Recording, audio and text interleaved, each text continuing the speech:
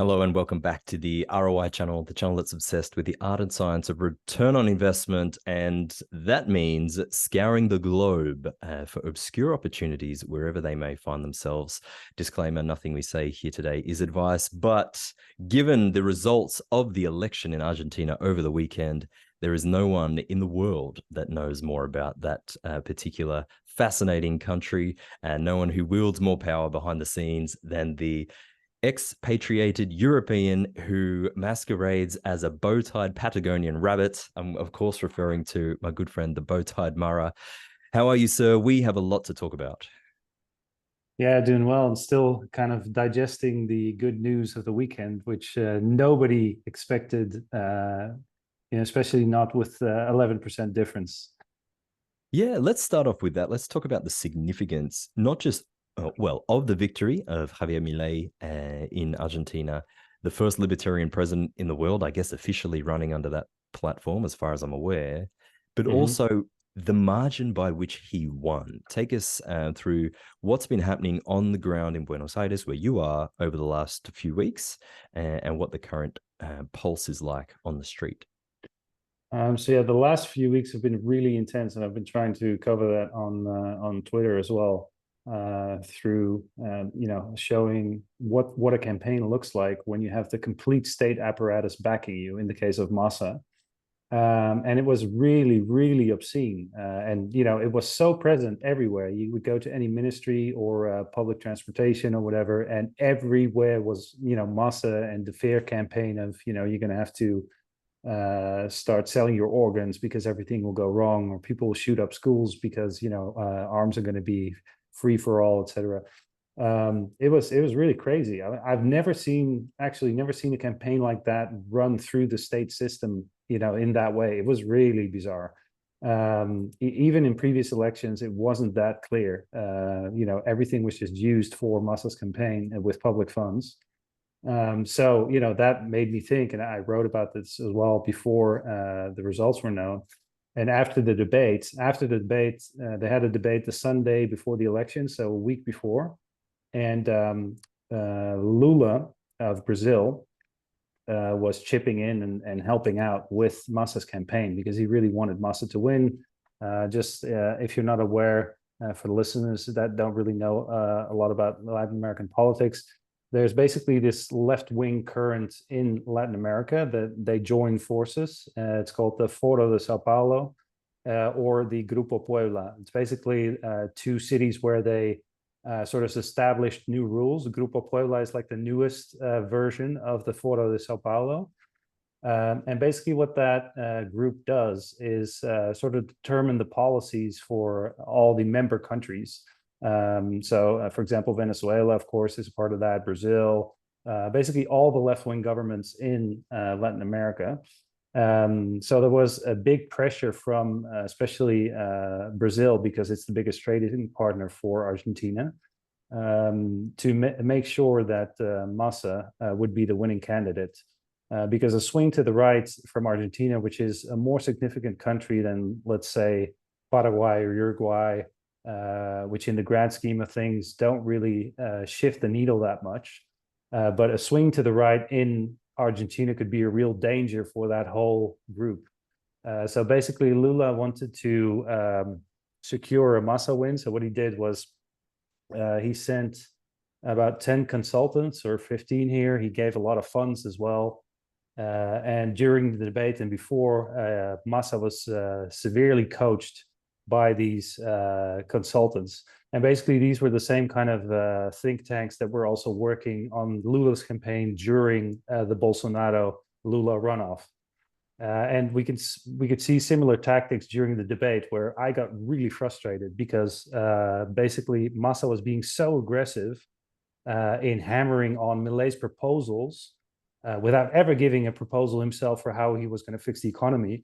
But there just wasn't time for Milei. He could only defend himself all the time, for his own proposals, and he couldn't really attack Massa. So for me, he came out as like, okay, this is kind of a bummer because it makes him look weak. But on the flip side, I think afterwards, given the win, and hindsight is always 2020, but given the win, I think most people actually interpreted it as like, this is the normal guy being hammered by a really smooth politician who knows the ropes. And, they felt sorry for him, or actually could identify more with Milei than they could with Massa. I'm not sure like how much impact that debate actually had in terms of shifting a vote, because I think in the end, a lot of people just didn't want this to continue. So they voted for Milei just so Massa couldn't win. But Massa was really a really bad candidate in that sense that even the Kirchnerists didn't want to vote for Massa.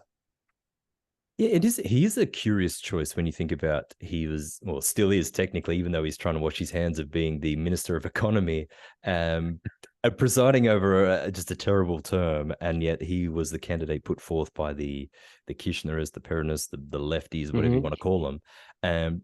Prior to this weekend, the previous election results were very close, and it was actually, well, to my way of thinking, Massa gained more support than I expected.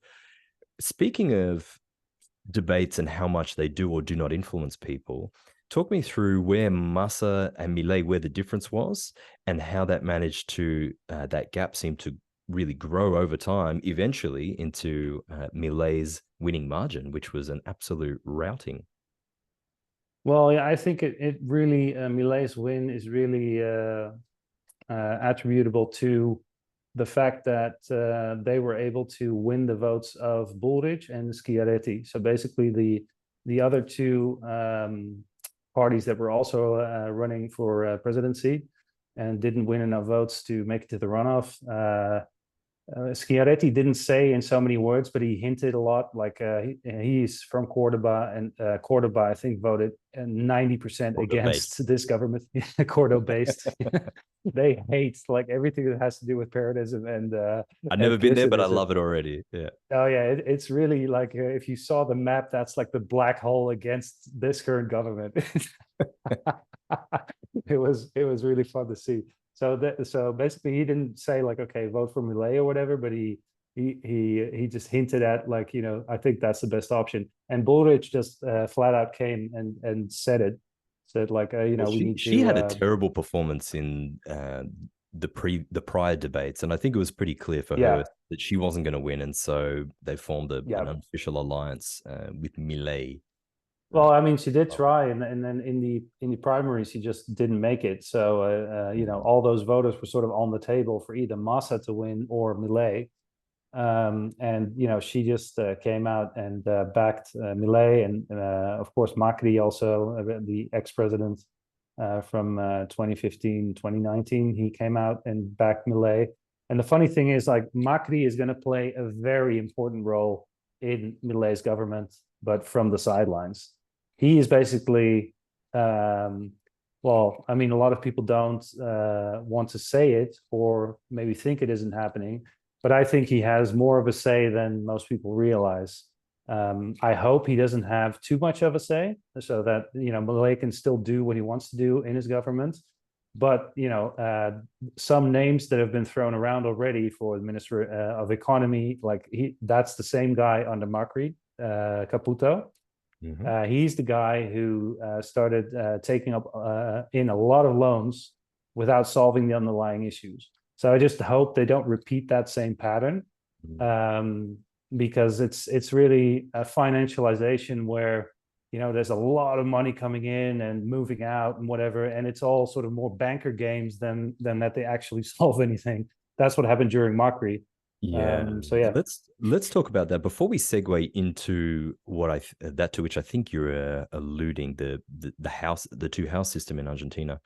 Let's talk about just how insane it is that this man, this libertarian man, was able to run on a platform promoting what in Australia you would never win on, accepting personal responsibility and actually going back to common sense. But he did it without any support. Where did this guy get his support from? Did he have any? And how did this individual beat Massa, who you mentioned had not only the entire government funds, which he just pilfered for his own use. I think you mentioned on Twitter something like 14 billion went into the campaign. They're actually going after him in the courts for $15 billion of. I mean, they still have to prove it, so I don't know like how valid that claim is. But I wouldn't be surprised if it's at least somewhere near that, or maybe half. But a lot of billions have gone into his campaign, that's for sure. Yeah, and for the benefit of the listeners, just talk us through the important figures when it comes to Argentina's debt. So there's what, 419 billion overall outstanding, and 45 of which is owed to the IMF, something like that. Yeah, and then China is a close second, with I think it's almost close to the IMF debt.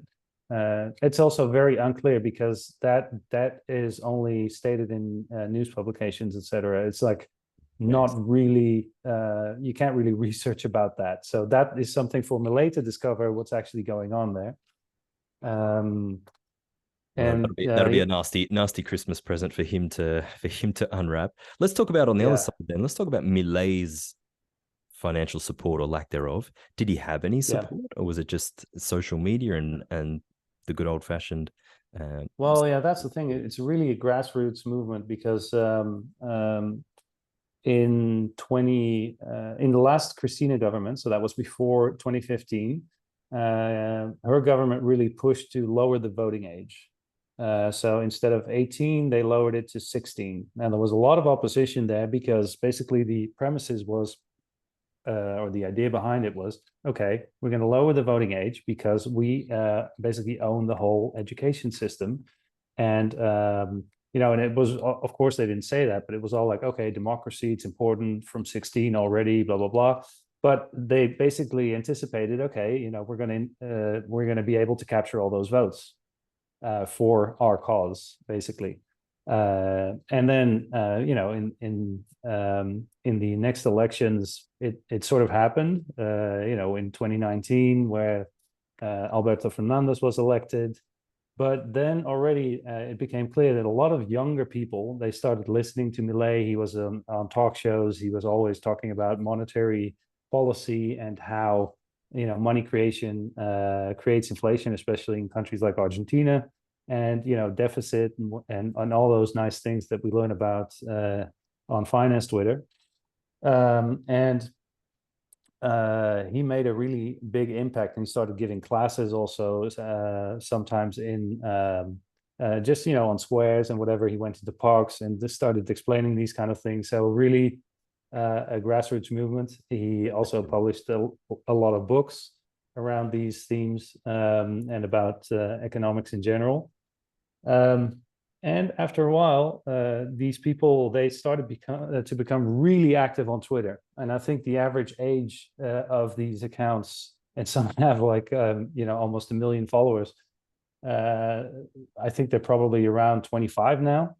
And wow. and they went through all of these phases, and basically 90% of younger people in most schools and whatever, they all vote for Milei. And it was really funny to see all these videos of students filming their teachers who were trying to indoctrinate them and telling them that, "Lo, with Milei, you're basically going to die." And they were all just laughing about it, because it's basically the stupidest thing. If you say, to an adolescent that he shouldn't do something, they're going to do the exact opposite. Exactly. Do it. Yeah. So it was really funny to see. But Milei became so popular all of a sudden because he was really. You can see some of the older videos, all those like screaming videos at leftists and whatever, and leftards. All those videos are shot way before he got into politics. That was when he was like a public TV persona, and he went to these kind of talk shows where everybody shouts at each other, etc. But ever since he got into politics in 2020 and he became a deputy, he first of all, he raffled his salary because he didn't need to live off his deputy salary. So every single month he would raffle off his salary. He had more than 1 million subscribers to that. They would just pick a winner, and he still does that like every single month. He just gives away his salary as like showing like this is a true man. I'm not I'm not the same as the cast, and I really don't care about this because I make enough money with my books. And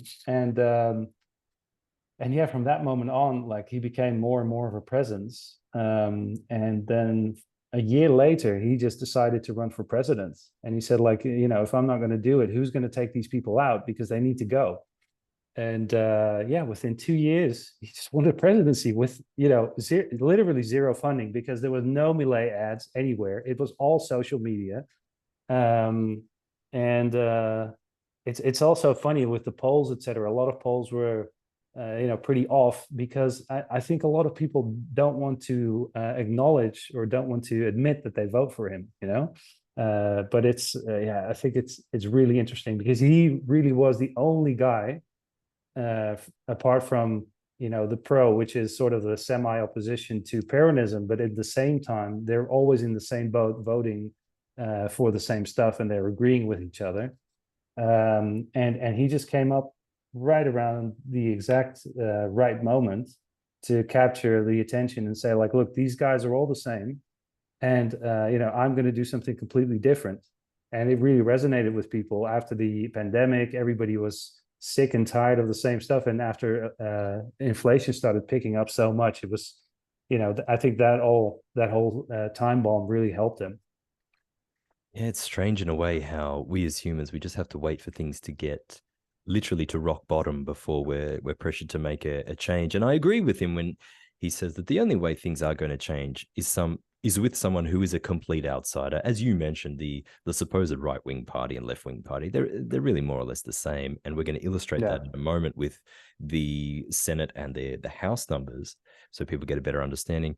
I just think, can you think of a more meteoric rise in recent political history that did not have the funding backing them? Yeah, I'm not sure how Bolsonaro's campaign was, but Bolsonaro's a very different, and Trump as well. They're always sort of That's very put in the different. same. Yeah, It's very those different guys were, because, yeah, yeah, had especially societal because support and all that.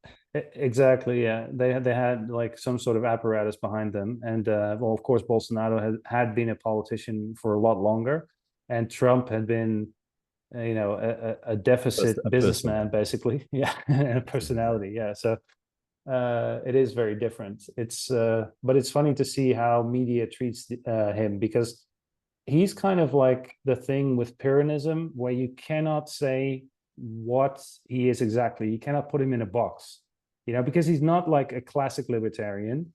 He is not your, Trumpian populist. He is all But those completely things as different. well, but it's completely different at the same time. It's very interesting. So we'll see when he starts his government what he will actually do in practice.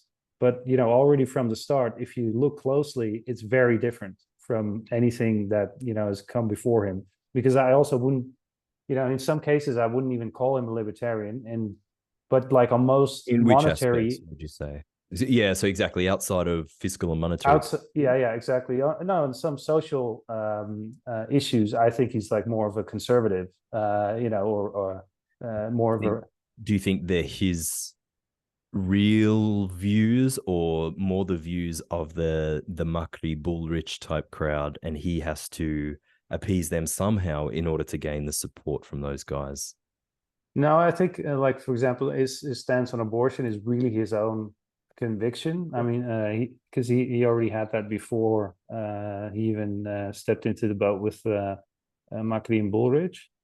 Um, And yeah, there's a couple of things there that in for example, in Holland or in more liberal libertarians would be seen as that is very conservative.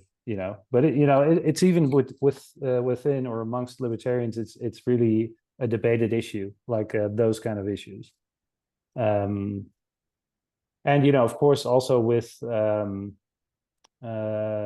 more of like the security elements. I think with especially Victoria Villarroel, so his vice president, she's a lot more a Bukele style politician versus like a more open libertarian sort of live and let live kind of attitude. So I think they're really gonna crack down a lot more there, which is really needed too, because it's just ridiculous. There's just no consequence in Argentina, no matter what happens. You could just you go to jail for a couple days, and then they let them go, and it's all. I wouldn't be surprised if they would, fund a big prison somewhere, just like Bukele did, because they can't. The problem is also housing the prisoners because there's just no room. So that is also one of the reasons why everybody's just let go. And yeah, I think that's one of the things they're going to tackle quickly. That's what Bullrich is actually going to do, because she's going to be the Minister of Security.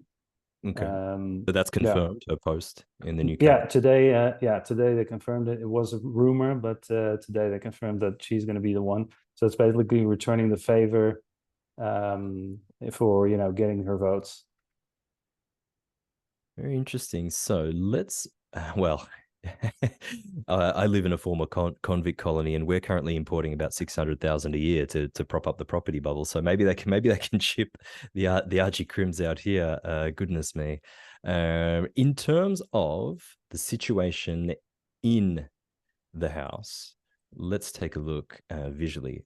So for audio viewers, I'm showing a picture shared on Mara's blog here. This, I believe, is the Senate, the picture that I'm showing. Yeah, Talk yeah, it's the through, Senate. describe as best you can for the audio listeners the current state of the Senate and how that ties in with that which we just discussed in terms of Milei needing the Bullriches and the Schiarettis of the world in order to pass legislation. And what happened to Larreta? Is he still around? Because he and Milei hate each other, yeah? Yeah, they pretty much hate each other. So Larreta is the mayor, or still the mayor of Buenos Aires, and he lost the elections. He also ran for president. He had an internal with Bullrich, but Bullrich ended up winning for that party. Okay, so Yeah, and he's basically completely out of the picture right now. But he even hinted at that he would be willing to work with Massa. So and that's always what all the libertarian kids on Twitter were talking about. Like, he is the lizard in disguise, and he's going to go with the Kirchnerist, because what he's a basically reptile. He's a reptile. yeah, That he's guy. a reptile, the reptilian Larreta. With Yeah. all respect to reptiles. Anyway, Yeah. take it away, mate. Let's take a look at the Senate and the Yeah. importance of the numbers, which I'm So yeah, here you can see blue is basically not good. No, I'm just joking. Well, blue is the Unión por la Patria, which is Kirchnerism slash Peronism, which is the ruling party right now. so more of the So same, they in other words. more of the same, and they they have half of the seats basically. And the Juntos Somos Rio Negro, Misiones, those light blue ones, they're also basically with them. So then you have the yellow dots. Those are the seats for Bullrich slash Macri. And then the Unidad Federal is that is Schiaretti, and then we have La Libertad Avanza in purple, which is Milei's party. So it is a draw. I mean, if this stays this way, nothing is going to pass in terms of, or not a whole lot of things are going to pass, because for some stuff you don't need a majority. And it also depends, because many of these people don't really like to work.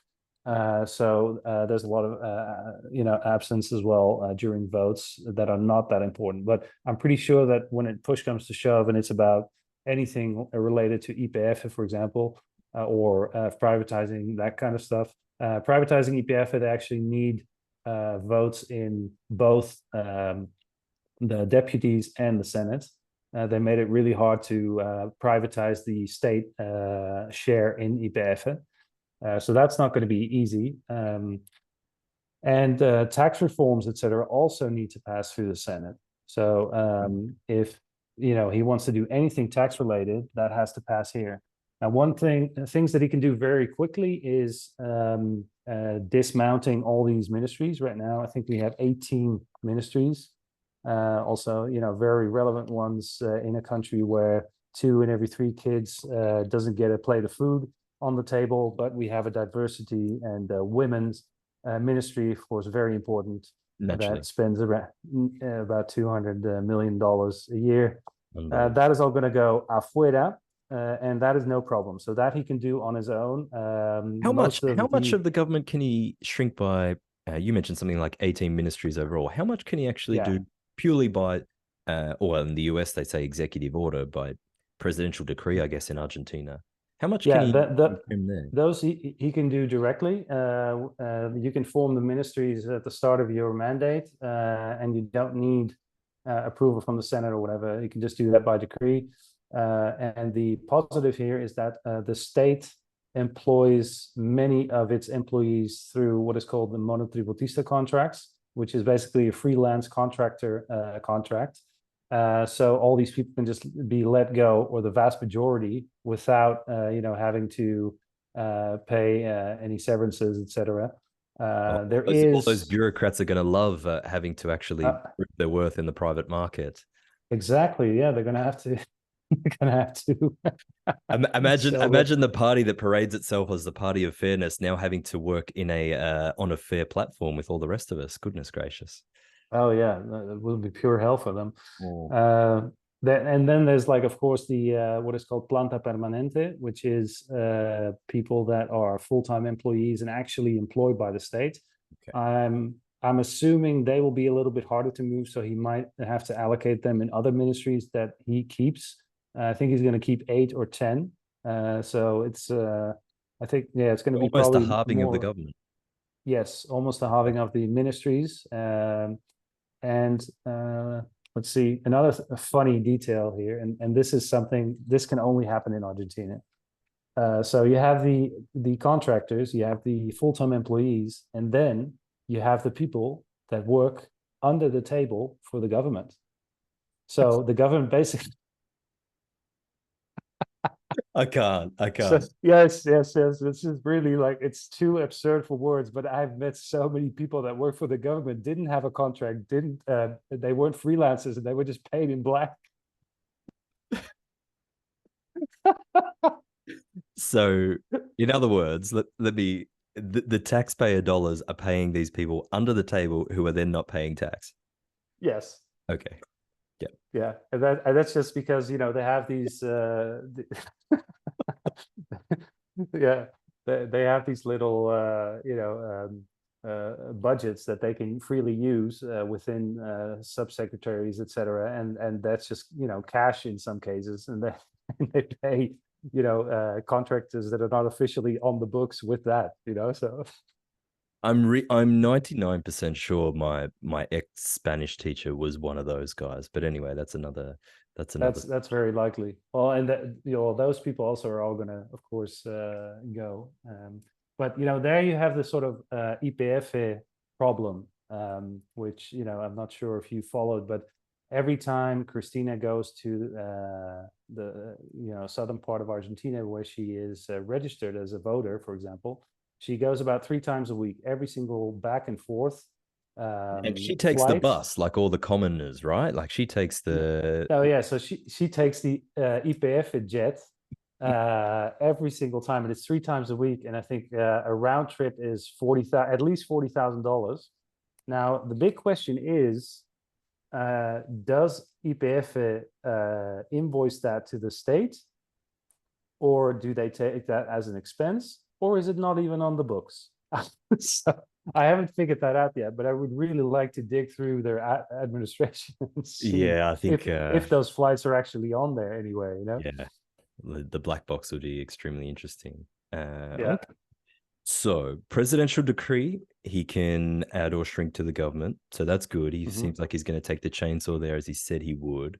When it Yes. comes to the big ones that I think have really got the Peronists or the quasi-communists scared, dollarization, which is not really correct. What he's saying is he wants a freedom of currency or a non-discrimination of currencies, and Yeah. the abolishment of the central bank, every political elitist's worst nightmare. For that, he cannot do on his own. Talk us through what he needs and how that might come about, if it comes about.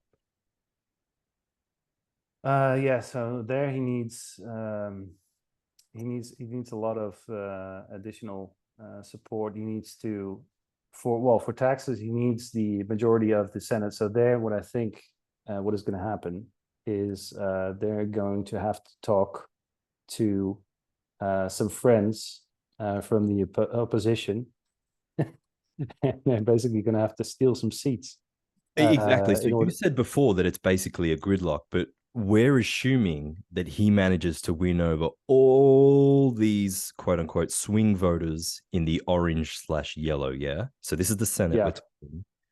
That's not going to be easy in no, itself. How the hell is he going to do that? Plus gain a few of these blue/light blue guys on the left here. yeah, no, Does he it's going to be do you really want percent or tough. does he need 2/3?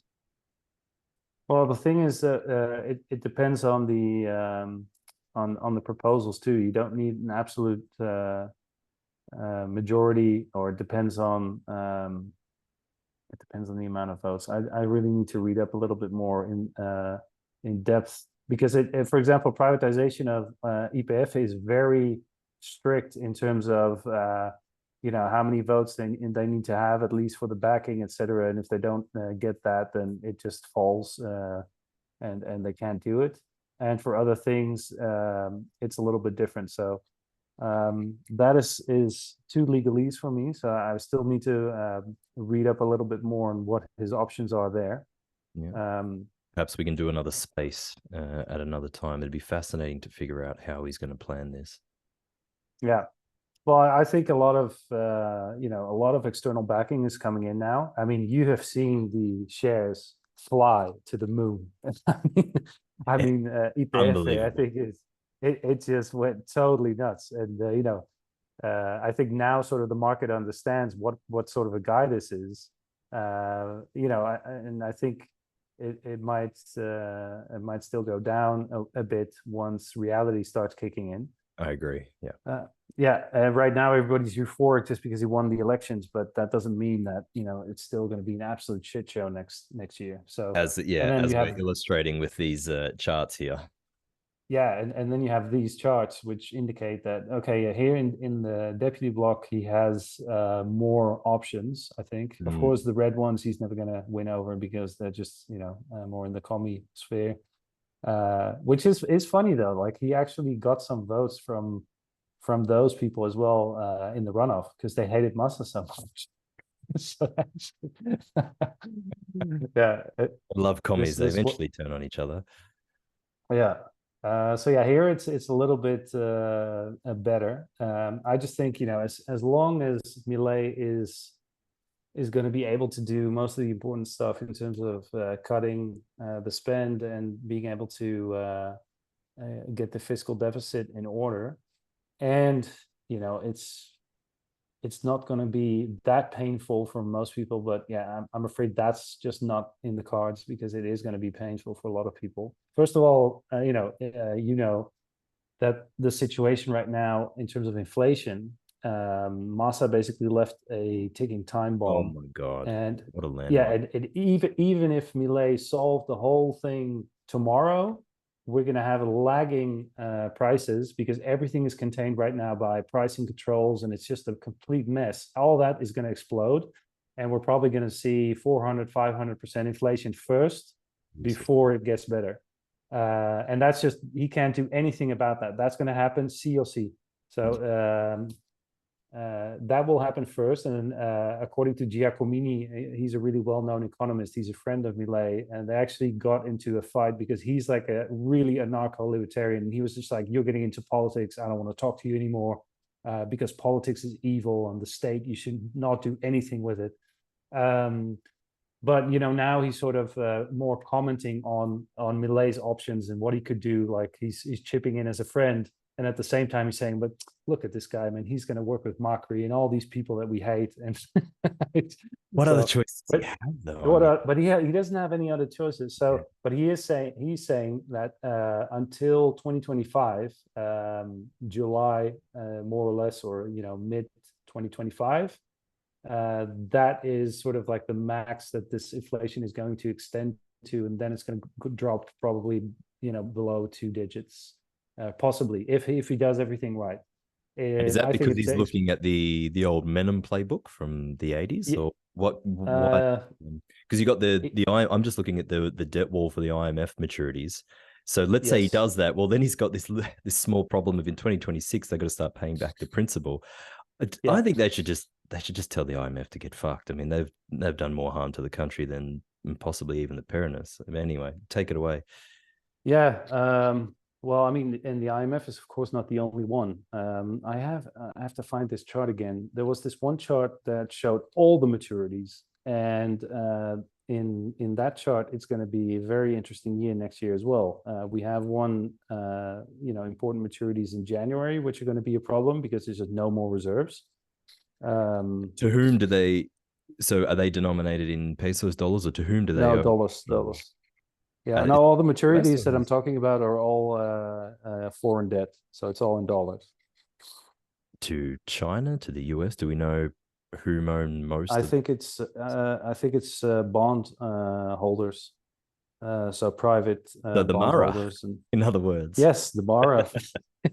Yeah, well, my maturity is in 2030, so I'm gonna have to well, sort of take my loss, I guess, at a certain point. That they're gonna say, "Oh, sorry, not gonna pay that." yeah, okay. Well, Yeah. we're banking on a 50 cents on the dollar Yes. Yeah, refund. and I think that's still probably gonna happen at some point. I need to find that one chart where you get the all the maturities, because that's a really interesting one. Yep. It's going to be very, very hard to do.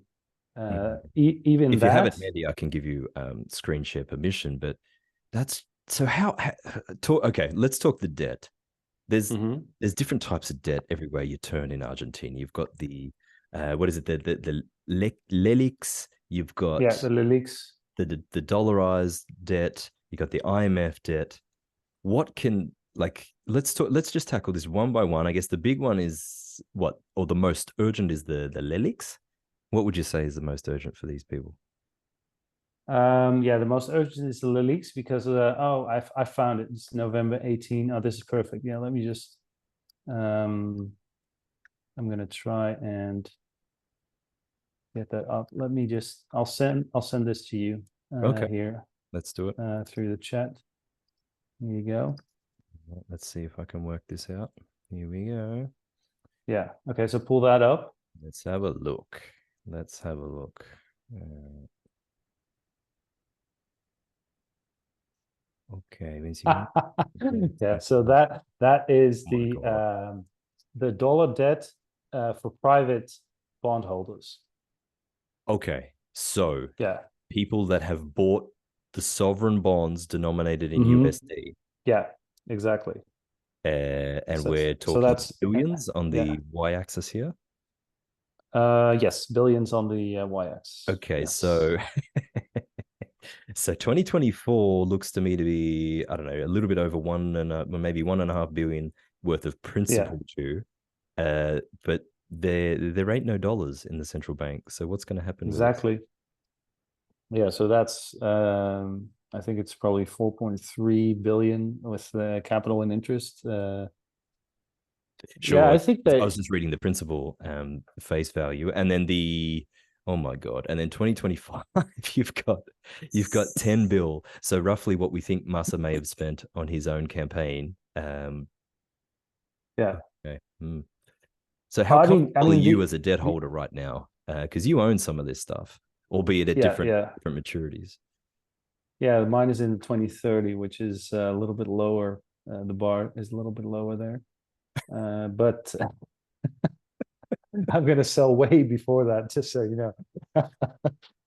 No, but I think these amounts, it all depends really on what Malay is going to be able to do in order to bring down the deficit, because these amounts are not insanely crazy for Argentina if there's enough movement and things going on in the economy.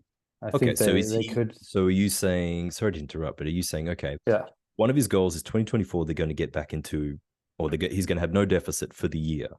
So are you saying he's going to use the cash flows of the economy to pay Mhm. out these guys first? Because who takes priority in the order of precedence? Because these are private individuals that have lent, but then you got the IMF wall coming in 2026.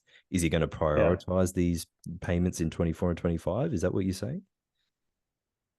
Um, so yeah, basically, I think if these are all ifs, you know. The Yeah. thing is, this is another really big issue that he hasn't spoken about yet. What is he going to do with the export tariffs? Because, you know, that's the biggest income factor for the central bank, is those, you know, almost 60% taxes in between the official rate that's non-existent and the taxes on top for the tariffs. Basically, for example, let me see. I'm pulling up another graph here. Take a look. I'm just looking at the debt owed to the import debt, so debt owed to the exporters, so foreign nations. And Yes. if I were a foreign nation, I'm not sure I'd be too keen to yeah, I'd want to be paid back first before I started sending Yeah. issues to Argentina. But that's the corollary that he has. He needs the tariffs to pay off these Mm-hmm. individuals, but at the same time, he knows that if he reduces the tariffs, he's going to grow the economy. So Yes. Yeah. So it's a really chicken and egg kind of situation, because in there were record income was from there during this government, and they really spent it all. Like if you see, for example, in 2021, there was 32 billion coming in 2022 was 40 billion, and this year is not finished yet, so I'm not sure what the total is going to be, but that's even, you know, despite the drought or whatever. you I quoting think this, total PIB there? Is that 40 billion in total PIB, or is that just in no, what is 40 billion just in agricultural export it? tariffs that are coming into the Oh, central bank. mm. Yes. So Yeah. what was the PIB last year to give us an idea of the percentage? A PIB is GDP uh equivalent for those listening. yeah, let's see. What you want, the per capita one or no? No, just as a country, so we can get an idea as to what the PIB is, and then how much of it comes um, from tariffs, just to get an idea of how this guy's going to try and balance the budget. Oh my Yeah. god, So let's see. what a Are you doozy! talking about gross domestic product then? Yeah, let's take a look at GDP, and then we'll take a look at Yeah. if you've got the total tax revenues handy, and then we'll figure out how much of that is due to the Well, the GDP is at least in 2021 is 487 billion. okay, and then so that's the economy, the economic output for that year, and then Yeah. how much of that, or how much do they usually take in as total tax revenues, if you happen to know? Yeah, let me just, I have to Google that. Well, in any, 2021. yeah, I mean, in any case, as you're googling that, if you said 40 billion over roughly 400 billion, roughly 10% from the Yeah. tariffs, 10%, Well, 10%. yeah, in that year, let's compare that same year. So in 2021, it was 32 billion. So a little less than 10% was from export tariffs.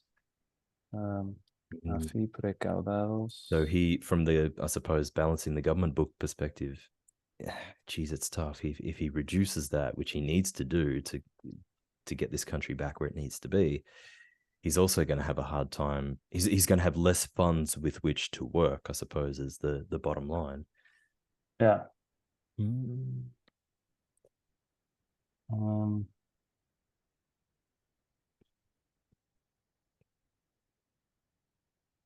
these government reports are so annoying. Yeah. In any case, yeah. Yeah.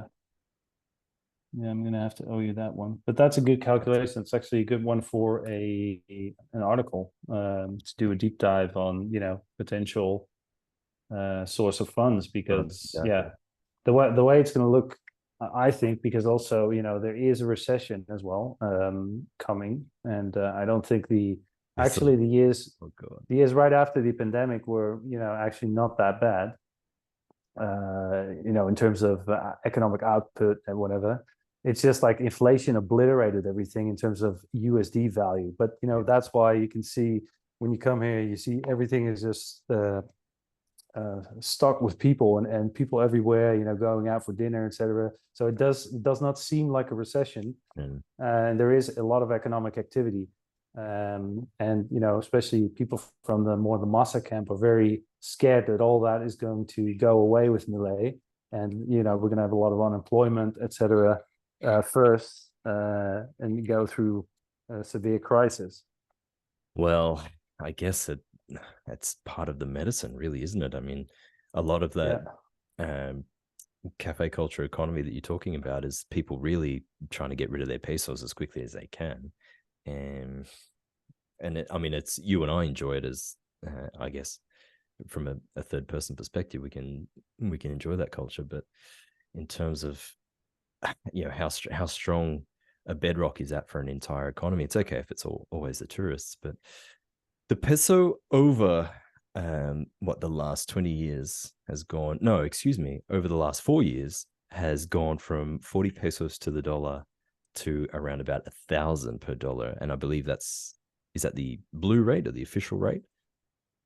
The blue rate is 1,000 right now. Yeah, and the 1,000. Okay. official rate is still at 350, so it's almost a third. I can't even say that with a straight face. What a joke. Yeah. So here in your article, you've said this takes the record for the highest real inflation, beating even Venezuela. Mhm. Goodness gracious. So we've got 2 years, no matter what, we got 2 years of really, really, really high hyperinflation. You're telling me. Explain Yeah. to me. Let's come back to the LILICs. Explain to me what they are, why they're important, and what Milei's plan is to deal with that. Um, Yeah, so the LILIX is basically an instrument for banks and local businesses where they can buy government bonds in pesos that yield a very high percentage. I think it's 133% on a yearly basis, and if you do the APR, it's around 250 percent APR, more or less. So yeah, that has become unsustainable, of course, because of these high rates. If you would see anything close to that in a yield farm on crypto, you'd run away almost, yeah, knowing that it's just going to get obliterated at some point. But yeah, still a lot of banks held that debt, and the leaks basically they have to hold them for a minimum of 28 days, and then they can renew or not. And what we're seeing right now is that a lot of banks are not renewing because they know that at a certain point, Milei will have to unwind all that, and they want to be more liquid. So what they're doing with the pesos now is putting them in so-called passes, which are 1 day. They have to hold them only for 1 day. The yields are lower, and so they can move that capital around more freely. And basically, both of those combined is about $23 billion in peso debt. And of course, what they did in the past was default on that or restructure it, which was the Plan Bonex in the 80s. And basically, a lot of people lost money because it's also private savers that buy those bonds. And of course, a lot of companies, for example, they buy those bonds for their payroll. So they had to fire a bunch of people. So he basically wants to avoid that and secure funding around $30 billion to unwind that whole peso bomb, which is printing a new monetary base, a new additional monetary base every 1.5 months now. goodness. Yeah, Okay, so just an interest. that's super interesting. Yeah, Yeah, just to service the interest. But as you yeah, said, like he can't just default on these because that's no. the businesses trying to manage their cash flows, the payroll, everything like that. That's Mm-hmm. going to be super interesting. Is that where he's looking for it to raise new external sources of liquidity to unwind that and then to kind of go in a sequential order? Do you think? And who's going to lend to Argentina at the moment?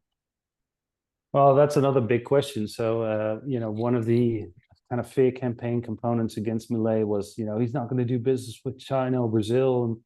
And he did say, like, I'm not going to do business with communists. at a certain point, and that includes Brazil and China.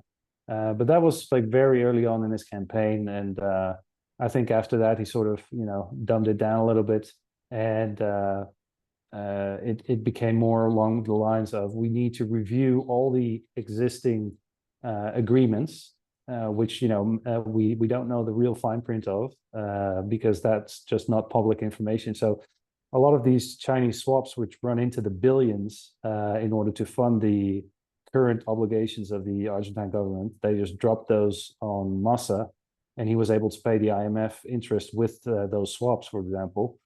We don't know what China is expecting in return. So basically, they're just dropping a bunch of yuans here, and nobody knows what's behind, that, or what Argentina needs to do in return. And even like the interest rates on those is not really clear. So that is, one of the first things he's going to do is review all those existing agreements, and then see, okay, what he's going to do with them, and if there's going to be new agreements or not. Yeah, I have a feeling. So yeah. I have a feeling there'll be some kind of energy agricultural swap-based system where China to get their hands on some of those prime Argentine produce. Let's switch gears then. So there's a lot of unanswered questions there. Very important. We're going to see how that plays out. I want to share. I want to share one of the great memes that you've put out there over time. So too, actually, my favorite airline in the whole world, Aerolineas Argentinas. Talk us through what's going to happen to I guess not the jewel, that would be EPF Air, but the pride of Argentine national companies. What's the story behind that? What's going to happen to the national airlines? Am I going to have to change airlines? Uncle Mara, talk me through this situation. Well, this is interesting. Did you book through Aerolineas? Yeah, might have I'm to actually. rebook. I have like a VIP account and everything, and now I'm like, oh shit. Yeah. No, I mean it's kind of a shame if you've flown with Aerolíneas, because it's actually a really nice airline. I like them. Amazing. But it's just totally not functional in the sense that it cannot sustain itself, and it needs government funding. And in total, since they nationalized it, they have dropped almost $8.5 billion in losses in that company, everything combined. So it's just a matter of unwinding that, and because it makes no sense. And the only thing it does is make sure that nobody else can touch the monopoly of Aerolíneas Argentinas within Argentinian skies, and other private companies can't really compete because it's just not a fair competition. They even shut down one airport close to Buenos Aires, which is called Palomar, which was opened during the Macri administration, and a lot of like low budget airlines started functioning then because he sort of wanted to manage Aerolíneas differently, and he just sort of let that flourish. But one of the first things this government did was shut that down, supposedly because the inhabitants around that area complained or whatever. But they basically, with that, they shut down a bunch of private companies too that were functioning on that airport. And it was the first time that people with no money could actually fly a plane, because that's the other thing. Aerolíneas is not cheap, and especially not for locals. For us, it's okay if you're earning foreign currency, but for locals, I mean, 99% is not going to ever fly in an Aerolíneas airplane. So why keep it up? I mean, they're basically funding this deficit hole of having a national pride airline, which doesn't make any sense. So the thing is, like, this government passed a last-minute legislation for making it really hard to privatize Aerolíneas, because they already knew that, oh shit, if Milei wins, we might have to avoid that somehow. So I'm not sure if that actually went through completely, but it was a proposal. What did it Milei, look like? Just changes to what would be required to privatize this thing, or Jesus Christ, yeah, these people never stop. How do they keep booby trapping the successor of the company? because these are all milk cows. Every single one of these companies, they can allocate friends in, and some politicians, they actually see this as some national pride kind of thing, and they don't see cost benefit. Like they never do that analysis in the brain, and it's all like nice little picture to have an own national airline. You know, it's like nationalist kind of pride, stupid thing that doesn't really make any sense. And you know, others they just like it as a cash cow, and to make sure that you know they can do their business through one of those state companies. But yeah, so Milei, he sort of anticipated all that, and he said, "Well, you know what? We're not going to privatize Aerolineas. You guys can handle it by yourself. We're going to give it to the employees." And then everybody just freaked out, like working at Aerolineas, because they said, like, "Well, if that's the case, and we're going to have to manage it, not going to be operational because we just you can't, you know, get the funds." And it's sort of like, okay, so without subsidies, this cannot exist. Welcome to the real So, world, well, Marxists. yeah, exactly. So I think that is a really good solution. It's sort of like, yeah, we're not privatizing it. We're just giving it as a cooperación, cooperativa, and you can just manage it with all the employees. Like it's the Marxist dream, guys. Yeah. Yeah. So I think that's going to happen, and we'll see what happens. What I think is going to happen in terms of your flight is that is that it's going to be very tough to get that you know, to get from Australia to here if this all goes through, because I think Oh, that part is with, because I'm a frequent flyer with Qantas. That part is actually done through LATAM. It'll be from Chile oh, okay, to Argie, and all my internal flights will be uh okay, interesting, shall we say, to say the least. yeah, well, yeah, especially because the internal flights, they made it such a monopoly that there are almost no other companies flying on any of these other cities within the Yeah, country, yeah, and they exactly. all go through Buenos Aires first. So sometimes you have to jump through hoops always through Buenos Aires first, and So annoying. It's like this hub and spoke system in a country, with a very long shaped country. yeah, It's so annoying.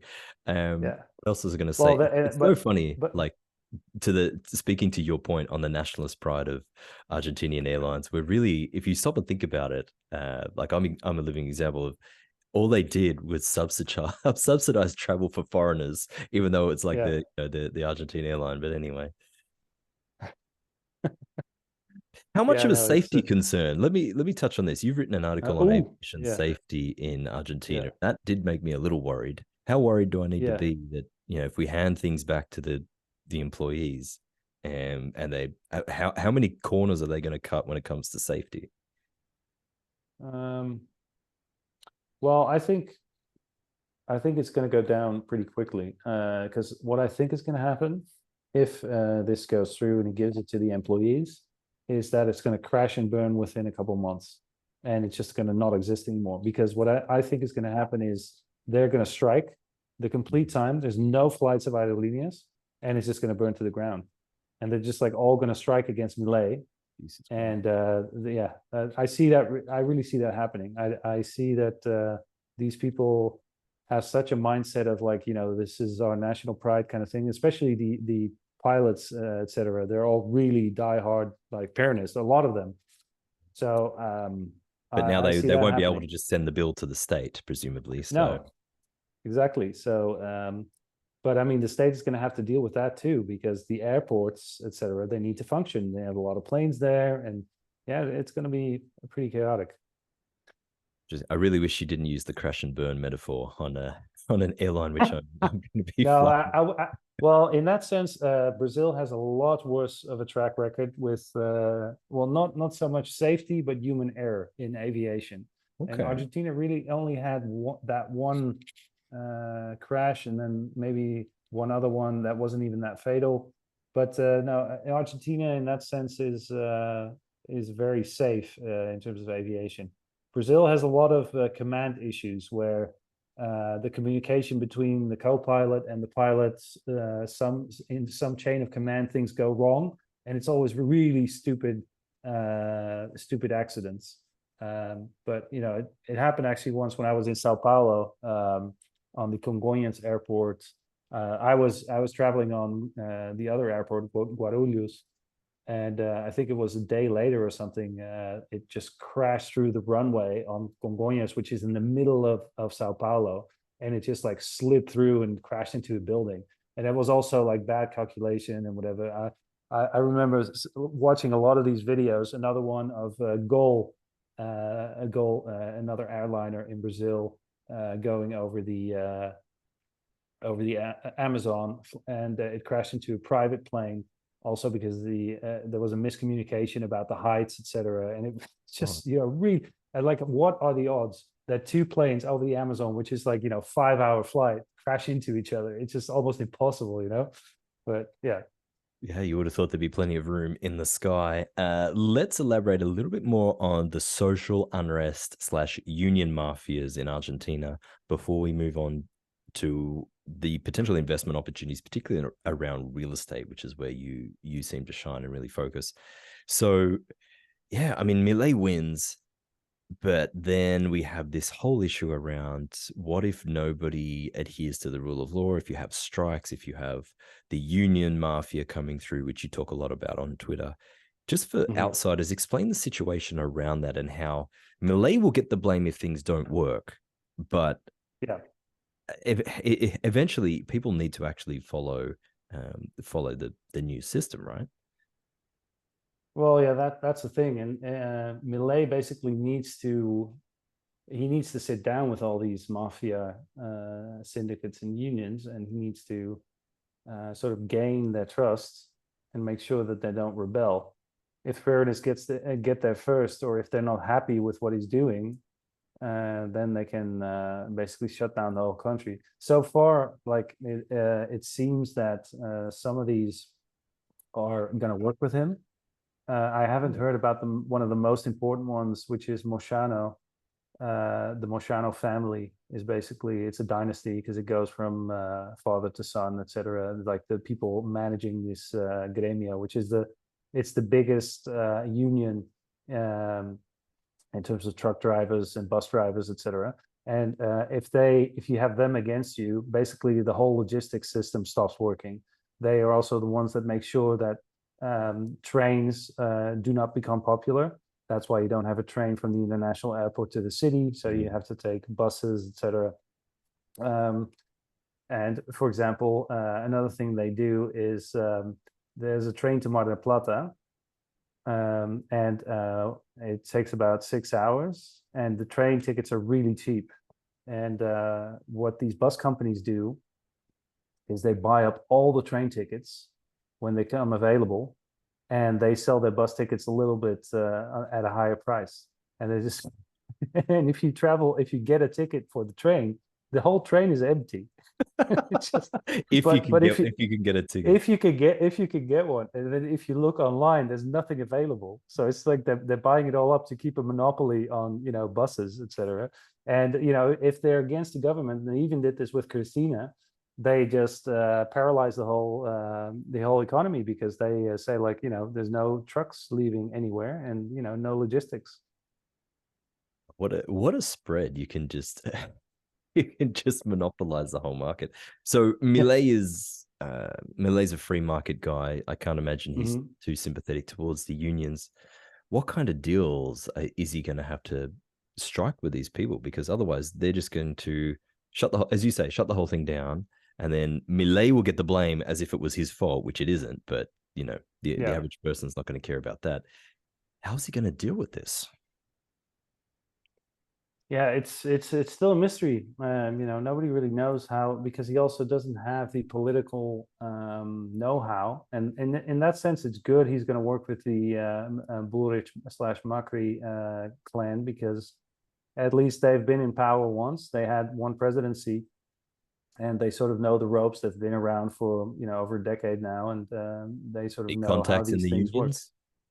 Yeah, exactly. So I think that's going to be a big help. Um, yeah, we just need to see what he can give them in order for them to keep them quiet, basically. just, just never stops, does it? I mean, No, no, it's you're dealing with Don Corleone here with these kind of things. It's like they're going to give you logistics, but you're going to have to give them something besides salary and paying them, etc. Now they need something else. wow. Yeah, I guess I'm just thinking, how would I do that? I mean, it's almost like you want to give them then contracts but they already essentially have contracts. What about construction Well, and things one like that? thing, and this is really this is a really big bucket. It's 3% of GDP. and basically all these unions, they manage the social security of all the employees in a certain sector. So, for example, the truckers, they have hospitals, etc., and there's a lot of capital there. And basically, if you are an employee for a certain company, there's a percentage of your salary that goes to the union. You have no say over that. You cannot say like, I don't want to pay that. And they also manage the social security, and that's about 3% of GDP of Argentina. And if he can unwind that, basically their whole funding disappears overnight. But I don't know how legal that would be, and if he needs any kind of he probably needs to change a couple of laws. But that is such a big bucket. If he can unwind that, or someone can after him, that would really change like the whole power dynamics, because that's basically where all the funding comes from. So you're telling me these unions are essentially mini governments of their own that have their own, I don't even know what to call it. It's not a private superannuation or retirement system, but they have their own benefit system inside. Yeah, so basically, I have a friend, and he's a public teacher at a university, and he is automatically enrolled in this kind of healthcare plan. And the healthcare plan is managed by the union of the teachers, and they have hospitals, etc. And basically that's their little pot of money that they get from all the teachers. So it literally is the old school Sicilian yes, protection piece. And you've got exactly. how many different And they have hotels. If you go to Mar del Plata, for example, you can see some really, really nice hotels. And I asked my wife, can we stay here? It's like, no, because this is only if you're part of the union of the bus drivers, or this is it's their hotel. The life of a bus driver in Argentina. That is, I mean, wow. It's nice, but it also creates a lot of problems. Like the nice part is, like, if you're a bus driver, you can go to a really nice hotel, and it doesn't cost you that much. That's the nice part. But at the same time, there's just so much corruption around it. Okay, now it makes sense about how I never really saw much of a train system when I was there. It's just the bus union has taken over everything. So the bus union's important, transport. What are the other main unions? Teachers union, you mentioned. What else? Well, then there's the Sindicato de Comercio, which is basically one of the most bland ones. It could be one of the biggest ones, but the Comercio is so broad that basically, any digital agency or finance or whatever, anything, with services falls under that umbrella. Okay. But there it's also healthcare more would be different, right? Yeah, and it's also more optional. Like, for example, I don't think my wife is actually paying anything there to be part of that, but they do manage things like they sit down with the government talking about salary raises overall in percentages. So they all these unions, they take care of how much the salaries need to be raised from the current levels. That's all the things the unions take care of and talk to the government about. And then the employers need to apply that across the board. Like, they cannot say no, and they have to apply the same raises everywhere. Yeah. Wow, what a fascinating ball of wool that you pull on one thread and a million more come up. So we've answered some of the questions. We've raised more questions than we've answered, but let's look out into 2024, let's say. These are my thoughts, and I'd be interested to get your take on them. I see Milei trying to cut back on things and spending. I think initially, then with the unwinding of this Lelix deal and all the other booby traps and bombs that he's inheriting, I think things are going to really not cliff dive. They're already pretty close to the bottom, but I think things are going to really flatten out for Argentine economy overall next year. What are your thoughts on that? And in terms of foreign investment for you and I and whoever else is listening to this, do you think there are going to be more opportunities, or do you think we've already hit the bottom? Where do you stand? So I think in terms of real estate, we've probably already at the bottom. I'm actually going to do a thread tomorrow about this on Twitter with the current levels and the current pricing. There's already been a little bit of an uptick again, and it seems like after Milei, I think this is the turning point where suddenly foreign investors are going to start getting interested in buying Argentina real estate. Just because it's such a nice thing to have, and it's not that expensive. So and I am in contact with one of the guys. He's one of the pioneers here. Came right after the 2001 crisis. Bought a bunch of property in 2002. Developed a lot of property in Palermo, Soho, and then in 2012 he sold everything and he got out of the market, like right at the moment where Argentina was stalling, because basically there has been no growth since 2012 until now. So it sort of flatlined the economy.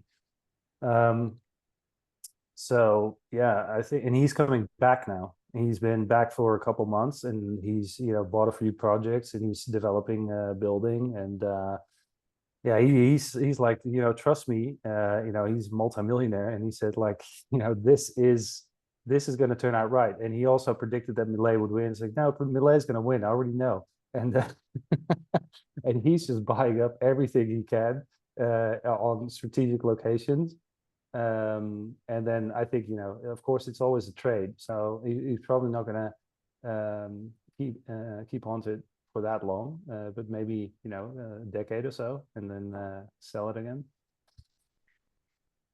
Okay. So yeah, and in terms of equities, I think, yeah, I'm kind of hesitant because I had not positioned for this Milei win, to be honest, and I didn't count on it. So I had sold a lot of my Outside Argentina of equity. outside of Cuppy and Calvin Freud, I don't think too many people. I didn't participate. I thought, nah. Well, no, Cuppy, he sold everything.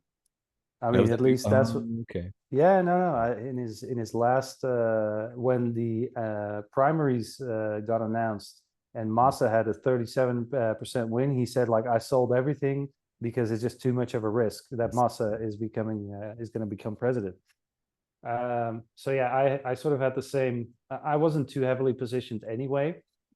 I only have two stocks right now: is Pampa and Hava on the local market. You can't buy that as an ADR outside of Argentina yet, which is sort of local Starbucks. And I'm just going to keep those. It's like not big positions, and Pampa is just like a really nice company. I think EPF is, of course, probably one of the best companies in terms of representing Argentina, but at the same time, it's not as solid as Petrobras in terms of, there's no dividends, and it's just too uncertain what's going to happen, in the near future. So I just don't want to hold too much equity. I would rather stall that in real estate for now, if you don't need the liquidity, and just enjoy a nice property or rent it out. I mean, the return is getting better, actually. So now we're talking about a 10% return at least on furnished rentals if you're really renting it out 24/7 the whole month. And That would be the there's so many short-term people rental coming. market, I presume. Yes, yeah, exactly. And there's so many people moving down here, and it's really hard to get an apartment even. Yeah, that's interesting. In terms of, I noticed the laws for local rentals, that Hmm. they did this farce of a change. I mean, the laws were so asinine beforehand, and then they kind of did this mini reform, which really doesn't change anything. But what are the chances? Can Milei can Milei remove the presence of the state in terms of rent controls and things like that? Because would that not would that not increase some of the available supply? Because the laws were so bad, I noticed there were a lot of apartments that the owners just left them empty, vacant, when I was there, because it was just too much Yeah. of a hassle. Could they Well, be yeah. a source or a potential source of more demand moving forwards? Well, that has always been the case, strangely enough. Somehow, like, Hmm. a lot of Argentine owners, they really hate returns, and they just leave stuff empty, or they have it for sale for years on end at a ridiculous price, and they don't really care if somebody buys it or not. Um, And yeah, that's just a really fascinating kind of local issue. I think it's a Latin thing because I've seen that in Spain as well, where it's just like at least rent it out or something while you have it on sale, you know, or it just doesn't make sense to me. But in terms of the rental law, he already said that he's going to scrap that. The rental law is basically for local peso rents long term.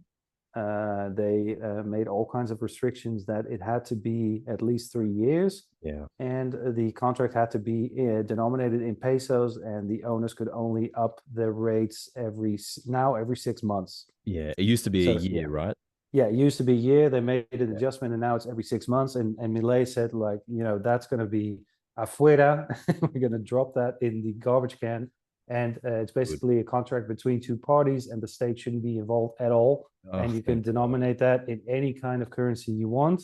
Interesting. Uh, yeah, and so I think the long-term rental market is finally going to get some, more supply, because the thing is, like, nobody wanted to rent out under those circumstances. Yeah, So 100%. If uh, you were a yeah, landlord, would you want to receive rent, take the risk of having a tenant for 3 years, yeah, which you basically can't kick out in a currency that's dying literally every year 150% inflation, and you can't adjust your rent until the end of the year? I mean, it's insane.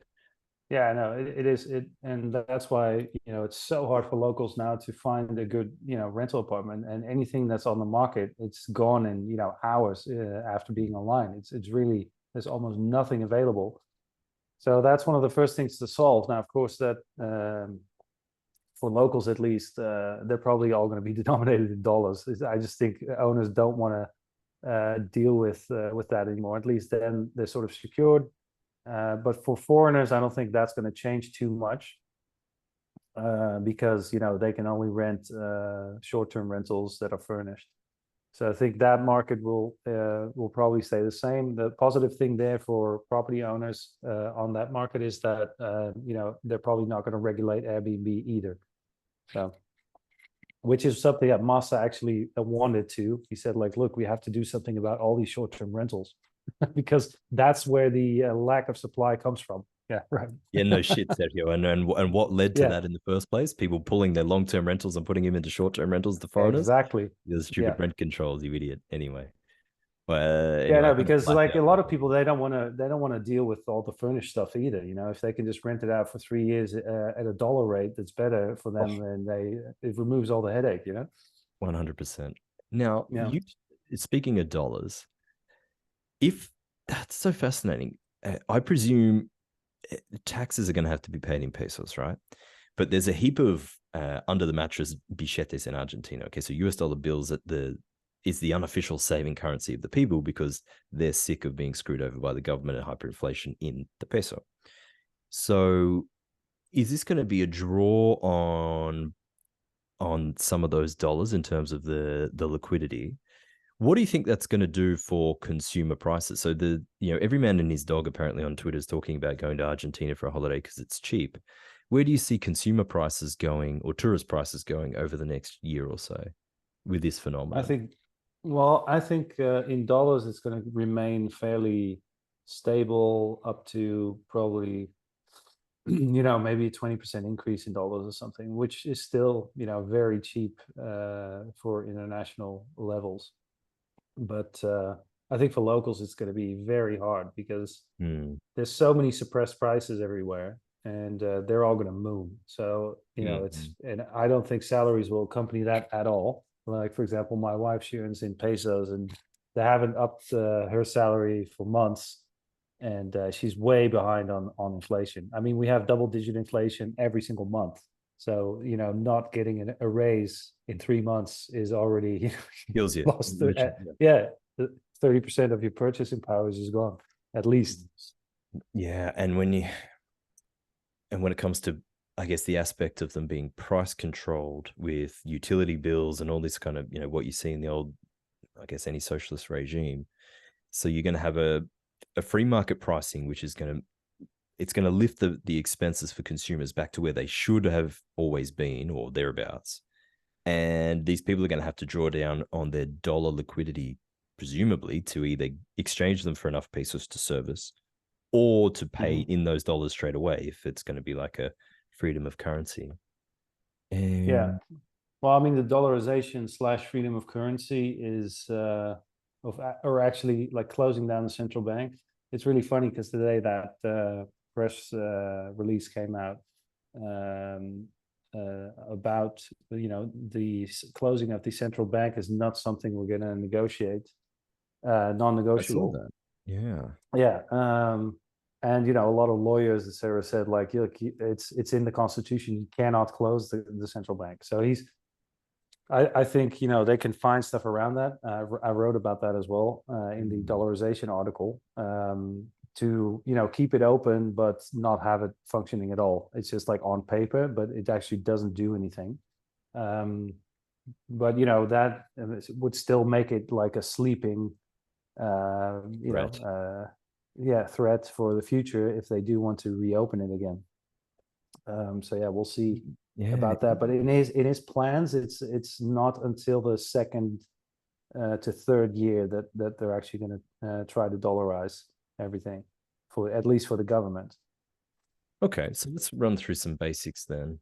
What is a normal presidential term in It's Argentina? four How years. 4 years? How many terms Yeah, can any one president have? uh, two. Two. Okay, so that's Yeah, basically the US. And the midterms are when? In every the four middle? years and In in the the middle. Yeah, so in 2025 we'll have the Okay. midterms. Mhm. Yeah, so a lot will depend on his first 2 years and or year and a half actually, to see if people like what he's doing or not. Gee, that Because first midterm is going to really be the make or break. You would yeah, think. I think so. Yeah, it was after the midterms. If he can make some gains in the House and in the Senate, then he'll have, call it, a year and a half to really implement I guess, the big changes that he wants to make. Yeah. Fascinating. So I guess the bottom line, the bottom line for people that would be likely to listening to this channel is Argentina going to become more expensive for foreigners, less expensive, or remain the same over the next 1 to 2 years? Yeah, I think it's going to be a little bit more expensive, but internationally speaking, it's still going to be very cheap. It's not going to be. It cannot pick up in dollars that quickly just because the local situation cannot handle that. I think, for example, furnished rentals will probably become more expensive sooner just because of demand, and a lot of people moving down here now after the Milei win. It's really impressive, like how many people are suddenly interested in moving to Argentina, or at least like going on holiday and checking it out. It's sort of like what happened with El Salvador. Um, so yeah, it's very interesting. If I were Malay and I would think about that. I'm not sure how aware he is of the whole Bitcoin community, for example, but I would just drop some kind of Bitcoin mining law or whatever proposal. Come here, mine at 2 cents per kilowatt hour, and mine your Bitcoin here, etc. Make some nice like fluff for Bitcoiners to come over, and that would already be like a big influx of capital, just people spending their money here. Yeah, I thought, or I heard that Vaca Muerta was a kind of like a secret. I don't even know a secret hub for Bitcoin miners because you had those cheap utility costs. What's going to Yeah, happen with Vaca Muerta? What's going to happen with the shale potentially? Supposedly there's shale rock down there. What's going to happen to yeah. the lithium interests in Argentina now, and Bitcoin? Well, I mean, the Vaca Muerta is just going to be, that's just going to continue. Of course, EPF is a really important component there. It's Mm. in a lot of present there in a lot of fields, but they're all joint ventures, or most of them are. So EPF, Exxon, Chevron, Shell, they're all present there. And there's this really nice map where you can actually go over all the different regions in Vaca Muerta, and you can see like the fields and what kind of joint ventures are where. So it's really diverse. So it's not just that EPF is present there, but like, a lot of companies are there. Whatever happened to, we've commented in the past on the story behind Vista Energy, the ex-CEO of EPF, who then Yeah. basically took all the intellectual property and started his own private company. Yeah. Whatever happened to that guy? Surely he's sitting on some pretty handy acreage, right?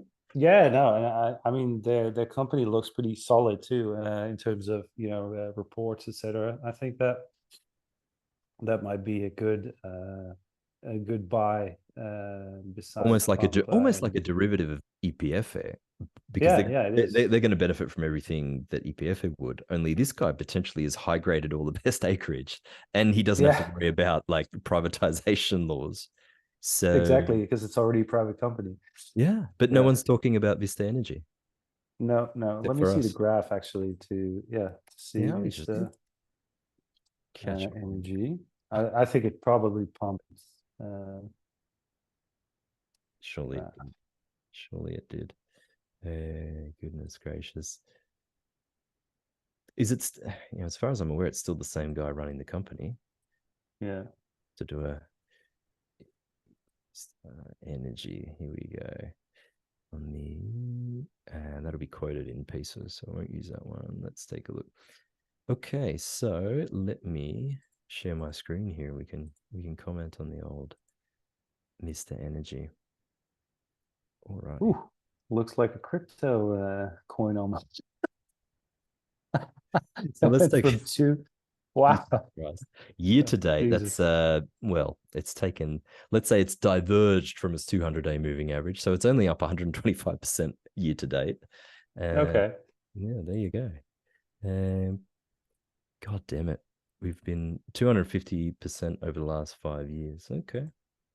Yeah, and basically since the last call, when we had the Vista Energy talk, Yeah. do you remember when that was? If you No, would have bought, off the top of my head, I no, don't know, but I I I can think look I it up. think it was in July somewhere.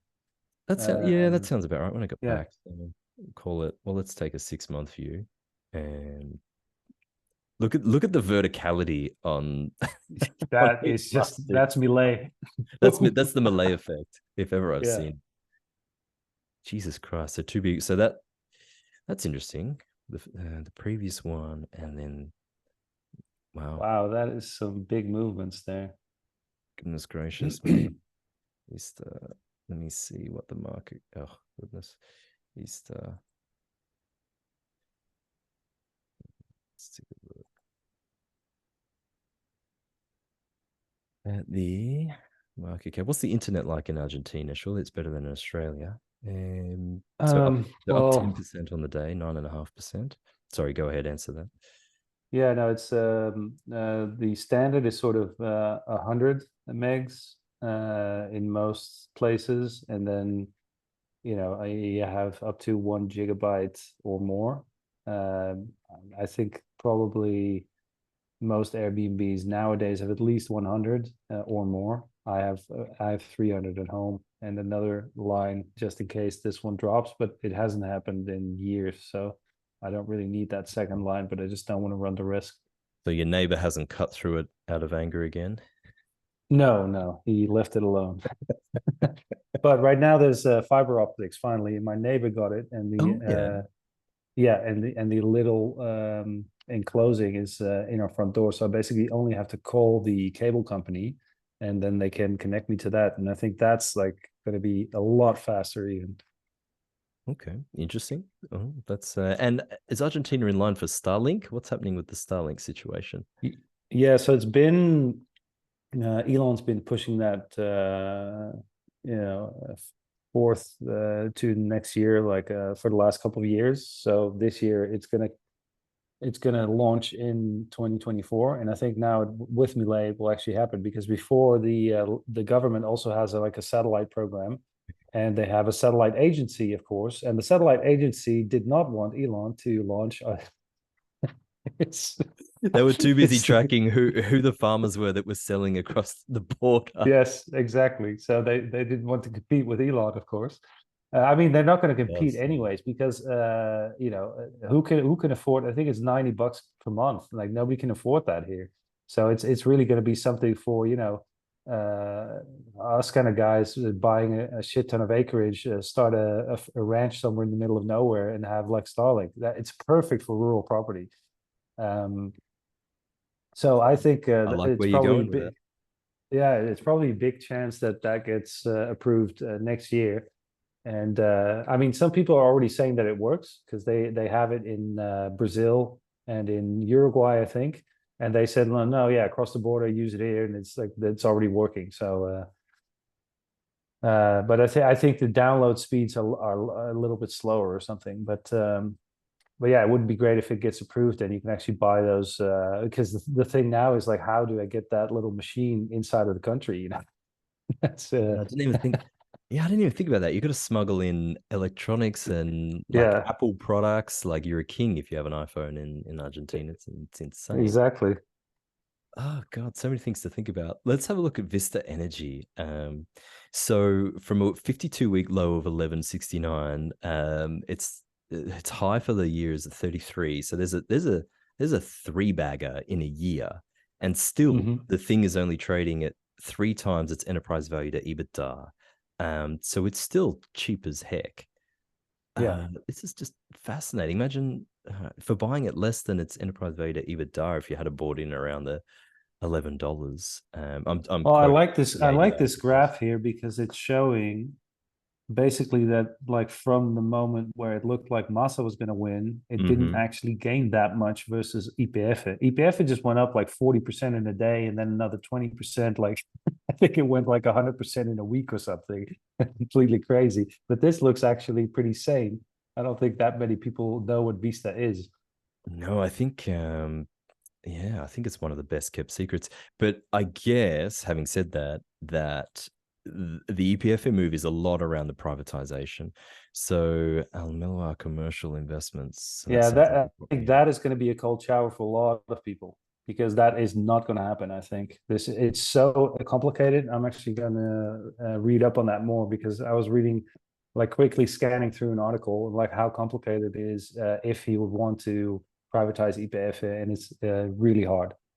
Yeah, I think that's definitely a thread for another deep dive. I'm just looking at the Which I think personally that is not a priority. I think YPF is running at a surplus. They're doing a relatively good job. It's not mega corrupt, and it's just working. And they're uh, probably probably not going to the be highest running priority. an energy surplus next year. So why sell it? Right now. Oh yeah, It's yeah. just yeah. That seems sensible. So if we look at the top investment or the top holdings for Vista, we have what looks like an Arab investment corp. Then we've got the first individual Interesting. owner is Miguel Galucho. I don't know if that Huh. is that name familiar to you. Is this new CEO? No. Who is this guy? Well, Let's let's see. investigate. Let's investigate. Yeah. This holding is a percentage of firm's portfolio. So that's 64% of his net worth. So 100 and nearly 170 million It's a US. CEO. It's the CEO, It is the Miguel CEO. There we Galucci. go. Well, Yeah, that yeah. does make sense.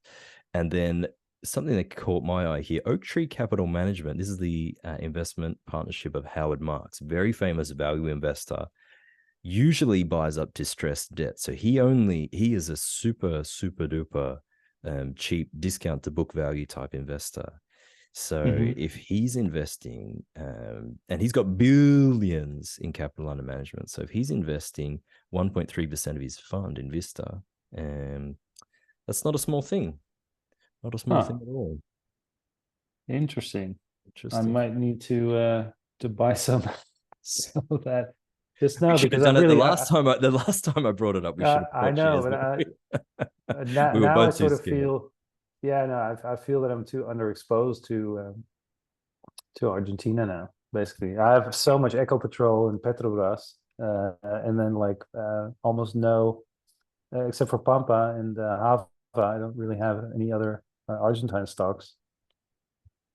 I think, yeah, I'm not too concerned. It's one I'm fairly happy to. to just observe from the sidelines. I mean, the companies you mentioned are paying me big dividend yields That's true. denominated in US dollars. So I essentially have that Argentinian arbitrage there anyway, because I'm getting these Yeah. dollars. I can, just move myself and buy up things with those dividends if I wanted to. But it's a fascinating corner of the world. Well, my friend, before we wrap it up, is there anything I missed? Is there anything you want to talk about? If I hand you the floor is yours. Well, let's see. No, I think we touched on almost everything. Well, one thing that I did want to mention that we forgot to touch on with the whole foreign interference in Argentina's elections Oh yes, was how did I miss that? Please take it away. yeah. Well, I mean, we talked about Lula for a little bit with the consultancy, etc., but we didn't get to the juicy part. So Yes, apparently there was some fake death threats being made. exactly, yeah. Talk us So through this, dirty bastards. yeah. So basically, after the debate, there were death threats sent to multiple politicians from the opposition, basically saying like, "Look, we're gonna kill all you lefties," and it even said like Heil Hitler or and Heil Milei. It was just too stupid for words. But if you read closely to the phrase sentencing and the grammar and the vocabulary used, it was just totally not native. I mean, it wasn't wrong, but it didn't really feel like it was completely Spanish. And after analyzing it a little bit more, there was actually Portuguese constructions, a lot of prepositions that you use in Portuguese, but in Spanish they're different, etc. So no politician picked that up, and they were all like, "Oh, the Malay people are threatening us to death or whatever," and using it for the campaign.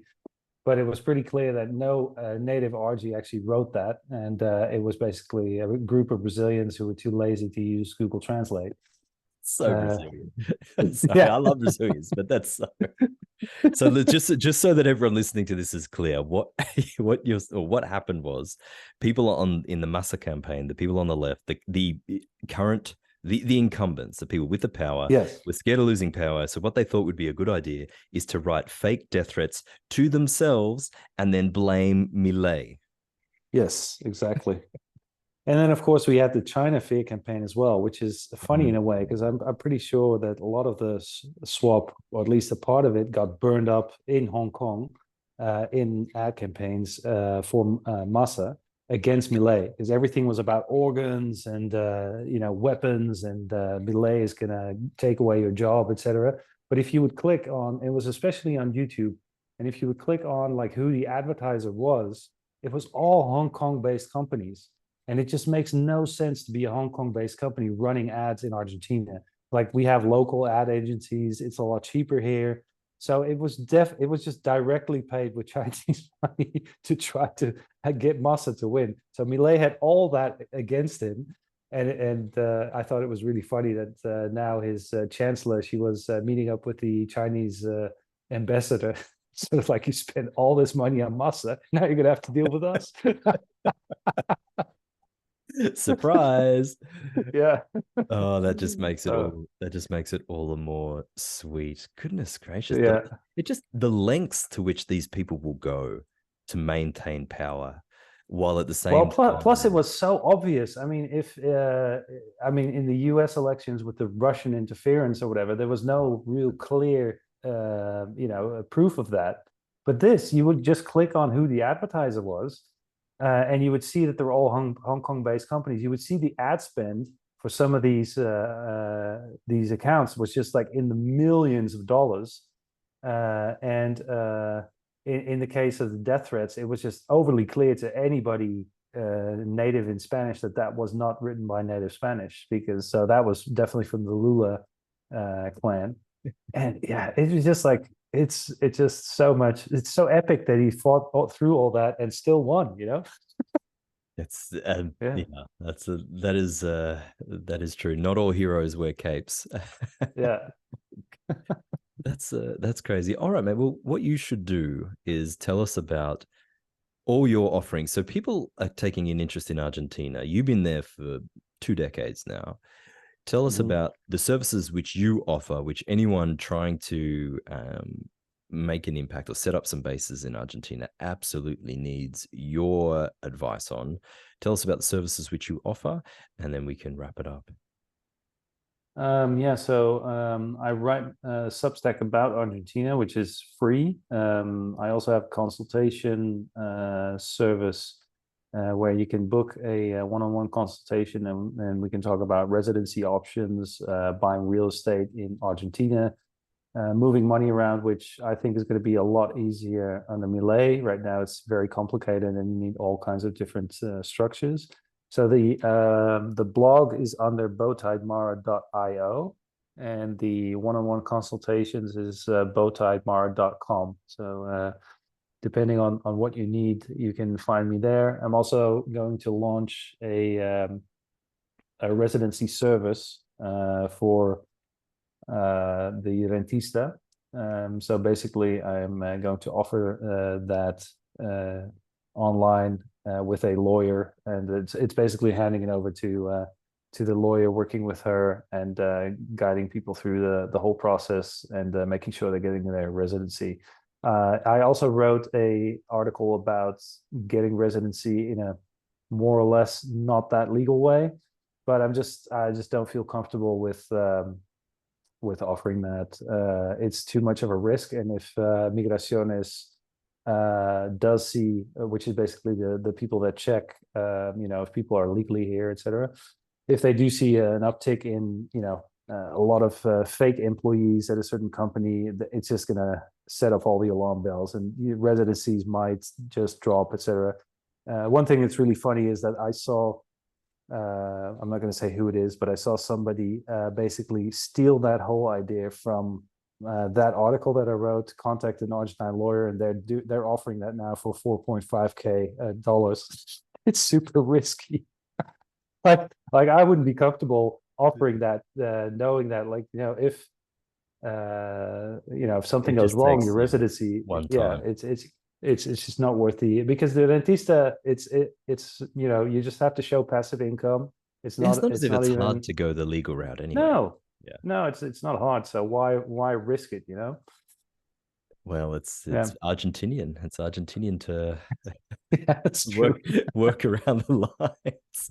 Well, I had this. You and I joked once about the subsidizing of foreign education. I thought I'll come to Argentina. I'll go to university in Buenos Aires for 4 years, become a lawyer, and then we'll set up a legal office, and then we'll run the factory that you were mentioning. But maybe Milei will ruin our plans there. Who knows? Yeah, well, I think you would be better off as a inheritance lawyer here, to be honest, because what a racket. Yes, that is such a racket. 20% off any inheritance, like any big inheritance, you have another new apartment that's just thrown in your lap. Boom. Well, who knows? Maybe you can befriend a lot of old Argentine widows and first in line, and then cut a deal with the lawyer, and there's another opportunity. We'll see if someone steals it. So that's very good ROI. This is the ROI channel, my friend. Yeah. And on that note, it's time to wrap up this discussion. Thank you very much, my friend. All the links to your services and articles mentioned will be in the description. Take care, guys. Stay safe out there, and we'll be back with another episode shortly.